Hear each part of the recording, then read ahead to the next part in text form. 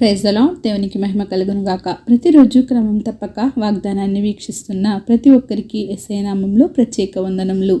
Subscribe చేసుకుని అనేక మందికి షేర్ చేసి దేవుని మాటల ద్వారా బలపరచండి. ఏర్పాటు చేయబడిన దేవుని వాగ్దానము మార్కు సువార్త 10వ అధ్యాయము 23వ వచనము. ఆస్తి గలవారు దేవుని రాజ్యములో ప్రవేశించుట ఎంతో దుర్లభము.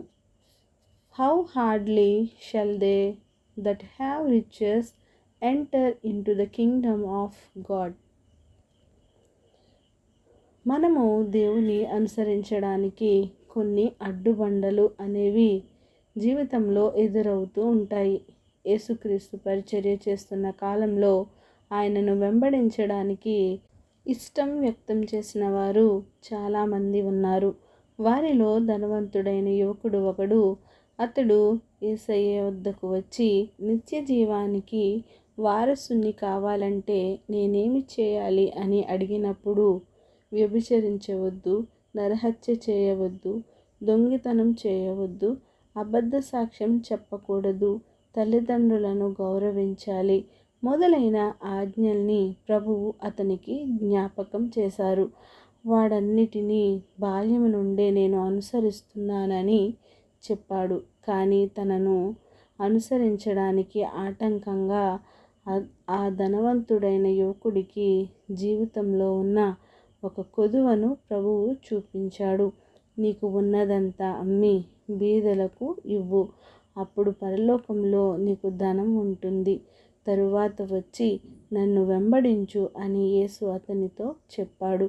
యేసుని వెంబడించడానికైతే ఆసక్తి, ఉత్సాహం కనుపరిచాడు. కానీ తన ధనాన్ని పూర్తిగా ఉపేక్షించి ఆయన్ని వెంబడించడానికి మాత్రం మనసు లేకపోయింది. ఆ యువకుడు తనకున్న ధనం కన్నా యేసుని ఎక్కువ ప్రేమించలేకపోయాడు. ఆయన్ని వెంబడించడం సాధ్యం కాదని దుఃఖంతో వెనుదిరిగాడు. కారణం, అతని ధనమంతా బీదలకు పంచి ఇస్తే తను కూడా దరిద్రుడు అవుతాడు. సమాజంలో ఉన్న పేరు, అధికారం, హోదా, పలుకుబడి అన్నీ నష్టపోతాయని బాధతో యేసుని వెంబడించలేక వెనుదిరిగాడు. మనము కూడా దేవుని ఆజ్ఞలను కొంత మట్టుకు మాత్రమే అనుసరిస్తూ ఉంటాము. యేసును వెంబడించాలి అనుకున్న వారు అన్నిటికన్నా ఆయననే ప్రేమించాలి. అలా ఎవరైతే ఆయనను ప్రేమిస్తారో అటువంటి వారిని యేసయ్య గారు పిలుచుకొని వారిని ఉపయోగించుకోగలడు. ఆమేన్. చిన్ని ప్రార్థన. ప్రేమ నమ్మకం కలిగిన మా ప్రియ పరలోకపు తండ్రి, మీరిచ్చిన వాగ్దానంకే వందనాలు దేవా. ఎవరైతే ఈ వాక్యాన్ని విన్నారో, విన్న వాక్యాన్ని వారి హృదయగదిలో భద్రపరుచుకొని వాక్యానుసారమైన జీవితాన్ని జీవించడానికి మీరే సహాయమును చేయండి దేవా.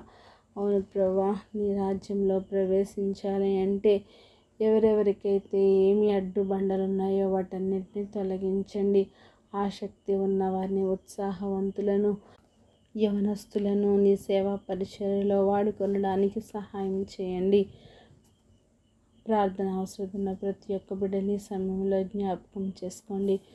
ఎంతోమంది, ఎన్నో బిడ్డలు నాయన వారి అవసరాలను, అక్కరతలను నాయన కలిగి ఉన్నారయ్యా. వారి అవసరాలను తీర్చండి.